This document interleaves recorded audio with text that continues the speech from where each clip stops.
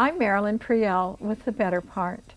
We're going to hear some interesting things and some fun things about popcorn king Orville Redenbacher. We'll also hear about his daughter Billie's funny socks and his grandson Kevin's new book.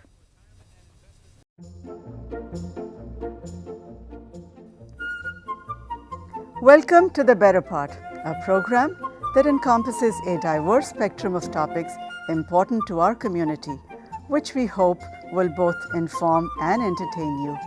We invite you to sit back and enjoy the program.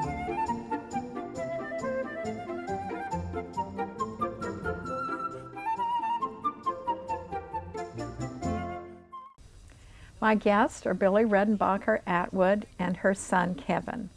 Welcome to the program. Thanks. Glad to be here. It's an honor to be here. Why, thank you. Kevin, you will say just a little bit about your book here on your grandfather's career. I understand that it's being published at this point, and do you have a title for it as yet? It's going to be published, I'm sure, and the title that I've selected would be From Seed to the World, the Life and Times of Orville Redenbacher. Okay, and Billie, you are our resident character. Socks character. Yeah. Well, we're going to start talking about your dad. And Kevin, since you've been doing some research now about his career, I'm sure you've looked up a bit about his background as well. So tell us about his youth, his early life, his grandparents, parents, and so forth, life on the farm. Well, starting with his grandparents, they were born in Germany. His parents were born in Indiana. He was born on his parents' farm in Brazil, Indiana, in the south, July 16th, 1907. Growing up, obviously, like all farm families, he and his siblings had to help out on chores on the farm as tradition. He was the youngest of how many children? Youngest of 4. So they did all kinds of jobs. I remember reading in one book about him as they were working, doing their chores in the dark of the morning and doing them in the dark at night. So it was a very long day for them, and they all worked very hard. Well, now, what are some of the things that he did, too, to help out on the farm, income-wise and so forth? Well, I know he had this popcorn wagon, and he went around selling popcorn he grew on his own plot on the farm to raise money to help put him through high school. Billie, how old was he when he had the little wagon and pulling the popcorn Well, around? he was about 9 years old, and he liked to popcorn so much. That was his central idea. Really? And they raised many things on the farm. Oh, yeah, in yeah. addition to popcorn. The popcorn was his own, and he liked to get it, He had a put it thing in his for little it. wagon, and walked around to that was out in the farm, to the open, you know, so there's not many people living very close together, but he got around and managed to sell it. And of course, public school was pretty limited out in that area at those times. I know you had to pay to go to high school, and I believe that he was the only one of his siblings who got to go to high school, and part of it was because he had his own little popcorn plot. I think it was at 12 years old, was it? He was trying to perfect popcorn and raise enough money to go to high school. Right. He was the only one.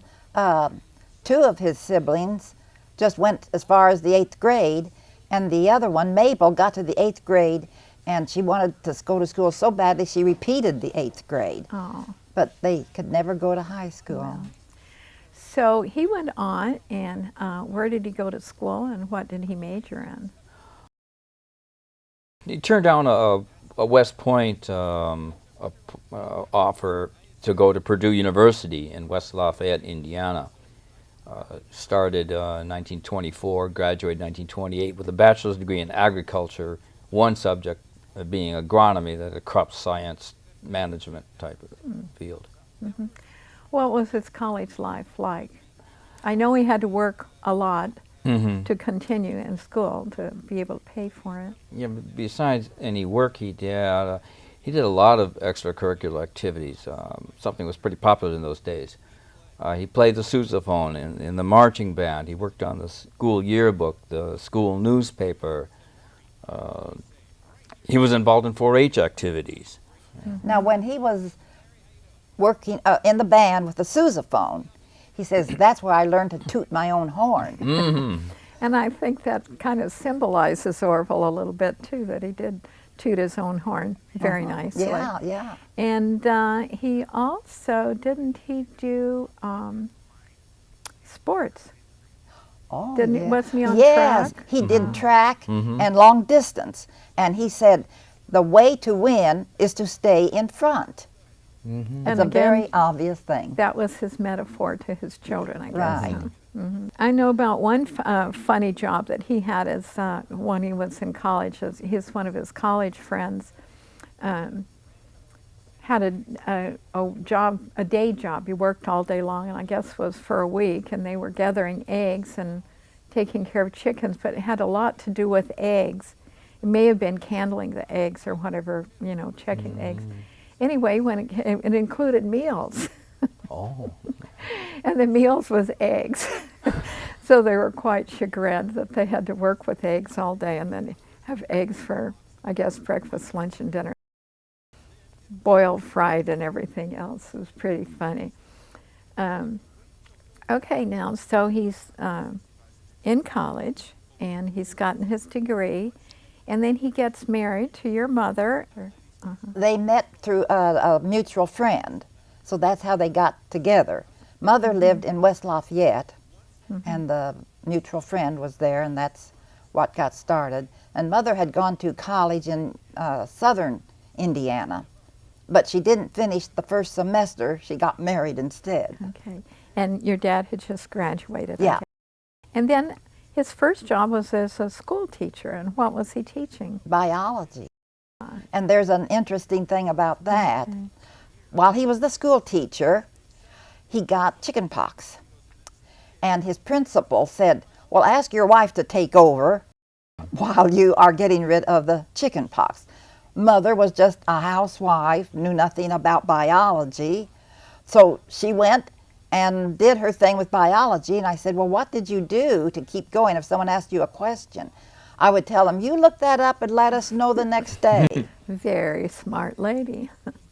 One point okay. about the teaching Okay. was biology, vocational agriculture, and a few other things. This was part of the whole cooperative extension system that Purdue was in charge of in Indiana, and of course they had to deal with the U.S. Department of Agriculture. So vocational education was just part of the whole thing. I see. Well, that's interesting. Well, he later became, quit teaching and became a farm agent. And tell us, what is a farm agent? What do they do and did they do at that time? That is the county agricultural extension agent, part of the same system. And he would be essentially an advisor to farmers in all kinds of questions. It was like a general handyman. All county agents would do that. For example, when he was a county agent, Vigo County, he revived the county fair. He was extended vocational agricultural education to all of the high schools in the county. So we go out and give lectures or help them with their 4-H projects or things like that. tell yeah, them how to make a better product or... And the most interesting thing is that he was the first county agent in the country to take a mobile radio unit from his radio station, go out there in the farms and deliver the farm reports. And he started that the very same year he started as a county agent, 1932. So one thing about that, like Kevin said, he was the first. He was also the first to go out in the field and interview the cows.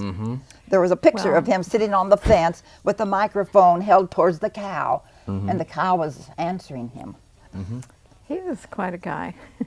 He knew about publicity even then, I think. Well, so it was just really to help people out and teach them how to grow their crops and that sort of thing. Okay. And then he got into something a little bit bigger, didn't he? He was hired by a large farming conglomerate. Was he? Or? The Princeton Mining Company owned all this acreage, and they were, a couple of people from there were impressed by his radio reports, on his mobile reports and so on. So they asked him to be the manager of this 24 farms, mostly in Indiana, was on the Illinois side of the border, to manage them and to consolidate them into one, which he immediately called Princeton Farms.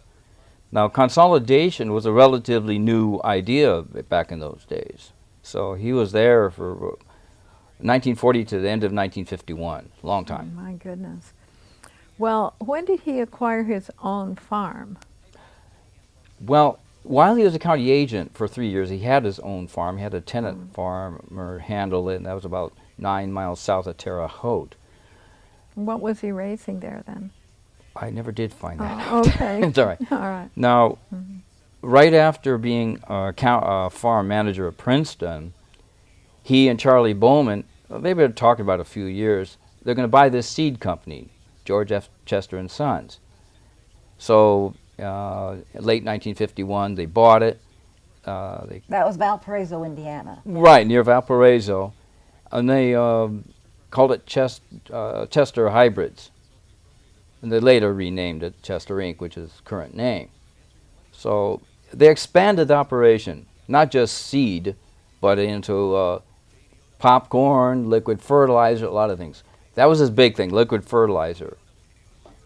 At what time did he start devoting most of his time to developing this best popping corn ever? Yeah, well, he was doing a lot of that work on Princeton Farms, and then later under Chester. And then, of course, in 1959, Chester hired a plant breeder called Carl Hartman, and between the two of them, they came up with the winning hybrid. And so at that point then, did they form their own company to sell popping corn? Well, Chester owned the popcorn, and they actually owned it all the way until 1976. So they were in the thick of it for a long time. Then they were working with Hunt Wesson Foods, I see. and they sold it to Hunt Wesson. Well, at what point did it become, since there were two of them, at what point did it become called the Orville Redenbacher? Oh, well, I'll tell about that. Okay. Daddy had this popcorn, and it needed a name. And so he went to Illinois. Chicago, yeah. Chicago, to this firm that does this sort of thing, come up with names and whatever. So he went to them, and he was told to come back in 2 weeks. And so we went back in 2 weeks. And they came up with the same name his mother had come up with, Orville Redenbacher. But it cost him $13,000 for that name. Then once they got the popcorn company, the Orville Redenbacher popcorn company going, they up and sold it. Well, see, Chester owned the popcorn, and then what they sold to Hunt Wesson Foods in '76 was just the popcorn operation, just that part of it. Right. Now, because of food mergers, now the popcorn is owned by ConAgra Foods. So how did it come to be that once he'd sold the popcorn part, the Orville Redenbacher popcorn thing, how did he come to do 20 years of Orville Redenbacher popcorn commercials? Well, first of all, like I say, he was involved in the national marketing of the popcorn starting in 1971. His first stop was Marshall Field's, that store in Chicago. And then later, Hunt Wesson was saying, well, we need to go television. And so the commercials started in 1976. Grandpa and some others were in these commercials. The first commercials were in Valparaiso with real Valparaiso people, like the fire station and the general store. That was in '76. It was later in 1984 that they brought in my brother Gary to be involved in the later commercials. Now, that would last until '84. But didn't your Orville do it for about 10 years before Gary came in? Well, that's what I mean. And then 10 so years during with that Gary. time that they were shooting it on location, not in the television studios until Gary came in? Is that how? I think there was a studio even before Gary, because the first 8 years, it was for the different characters, and then Gary came in the last I 10 years. see. Yeah. Well, I've seen photos of him dressed in native costumes for his travels throughout the world, and what was that all about? Okay, this is before the popcorn commercials, before the whole publicity. What happened, Grandpa and Grandma were involved in these trips under the People to People program. It was started as a government agency by Eisenhower in '56, and then went to the private sector before Grandpa got involved, and he started making those trips. The first trip was the Soviet Union, and the last trip was '68 to Africa. You got in on one of those, didn't you? Tell us about that. Africa, I was 15 years old, missed the first 2 weeks of high school.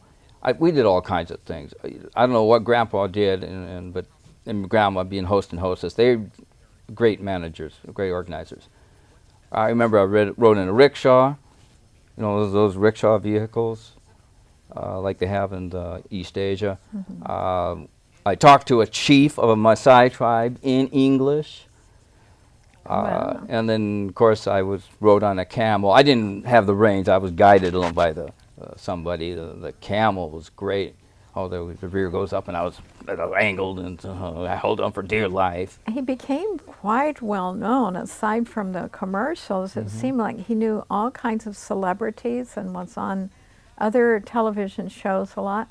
Tell us about some of the celebrities. Well, before that, there was a commercial with Daddy, Gary, and an elephant. And they were halfway through the commercial when all of a sudden the manager of the elephant said, "Make way." And everyone made way fast because it was a big studio and a great big door. So the elephant and the holder went out, the elephant did his business, they came back in, and they finished the commercial. Well, that was certainly an exciting time. I know that he had one big birthday bash. Was it? You tell us about that. When he it was was a 80 train. years old, or what was it?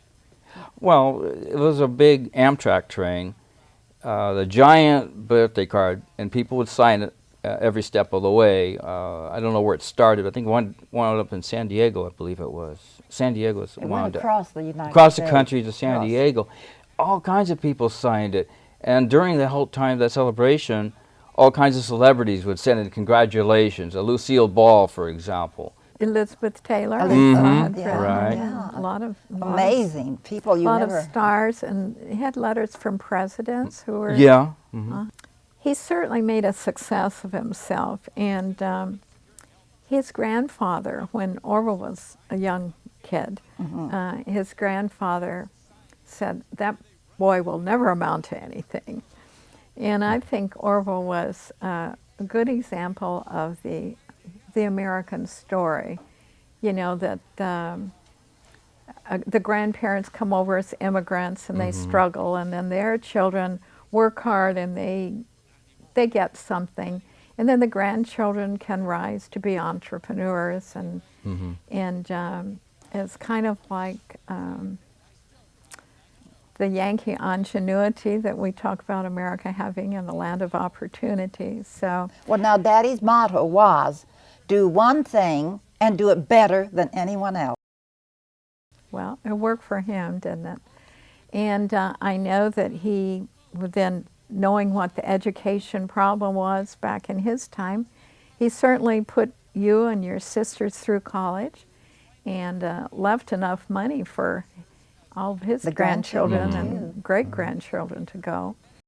So, Billie, you actually went to the same college, Purdue University. And what did you major? Institutional management. That's nutrition, food Okay. management. I can go anywhere in the world and manage food. And you hardly eat a thing. Well, I ate plenty in college.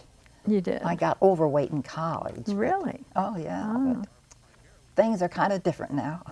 Well, we've got just a few pictures of your family photos. One of you with your mom and dad and sisters. And then we have one of Orville holding his first grandson, which was you, Kevin, when you were a little baby. And the other one is Orville with most of his grandchildren, if not all of them. So I think it's time, Billie, that we hear about these socks. Oh yeah, like the ones I'm wearing right now. They are mismatched. I got 3, not pairs, 3 socks. And there's a third pair. If I had a third leg, I would have that on. But You could have worn one on your head. yeah, yeah. Well, tell us what kinds of socks you have. Here we go. I have them for all occasions. Okay. See, like this is Easter. With the little rabbit bunny on it. here. And here's the 4-leaf clover. St. Patrick's St. Day. Patrick's. And like pumpkin patch for Halloween. And then here is, in fact, your daughter was the one that gave me these socks. Okay. And another Easter thing Bunnies. here. Look. Uh-huh. Well, I just have them for, you name it, I've got them. You have one with an eagle here, and some with elephants and parrots. There's koalas, popcorn sock. And here's Dr. Seuss. Uh-huh. And this is the great white shark. And then your favorite, I think, is your SpongeBob SquarePants. Oh, yeah, that you look at have. that. So tell us how you got started on this. Well, one Christmas I was given a gift tag or a gift card to Macy's for $15. Now, if there's anything I hate, it's shopping.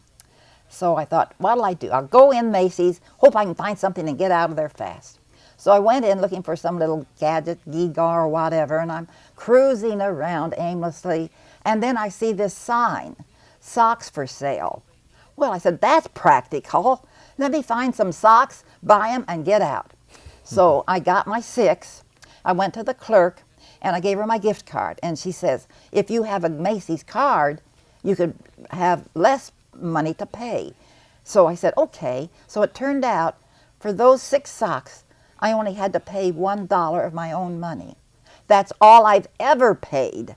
All these socks I have that I've gotten have been given to me one way or another. I've never bought any. I remember you came in after you bought those first 6 socks, and we were getting our weekly Tuesday business meeting that we have, and you came in all excited about those socks, and you put that leg up into the air to show everybody your socks, telling us all about it.